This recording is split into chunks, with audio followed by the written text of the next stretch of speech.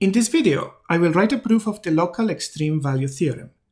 In the previous video, which is linked in the description, I already introduced the theorem, I explained the statement and gave some motivation. In this video, I will only write the proof. As a reminder, this is the theorem. It says that if a function f has a local extremum at a point c, which is an interior point to the domain, not an endpoint, then the derivative f prime of c is 0 or does not exist. This is exactly the statement I wrote in the previous video. Time for a proof. There are actually two proofs, one if f has a local maximum and one if it has a local minimum. I will write a proof only for a local maximum. The other case is very similar. We know that the derivative f prime at c is defined as the limit as x approaches c of f of x minus f of c over x minus c. I want to prove that this limit either does not exist or is 0. To do so, I am going to assume the limit exists, and then I will prove that it must be 0. That will be enough. I will examine what happens to this limit as x approaches c on the right and on the left separately.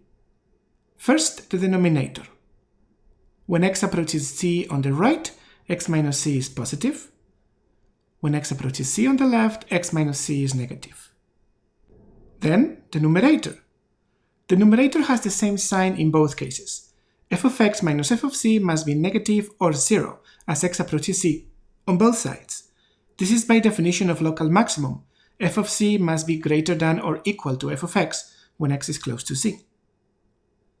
As a consequence, on the right of c, the quotient is negative or 0, and on the left of c, the quotient is positive or 0. What can we say about the side limits? The limit on the right must be negative or 0. A priori, it could also not exist, but we are assuming the full limit exists, so the two side limits must also exist and be equal. And the limit on the left must be positive or 0. For the two side limits to exist and be equal, they must be 0. That is it. That completes the proof. I want to add some comments. First, notice that we needed c to be an interior point, because we needed to examine the limit on both sides of c. If c had been an endpoint of the domain, the proof would not have worked. Second, this was a proof only for a local maximum. I invite you to think about how to prove the result for a local minimum. It is very similar. You only need to change the direction of some of the inequalities, and everything else works the same way.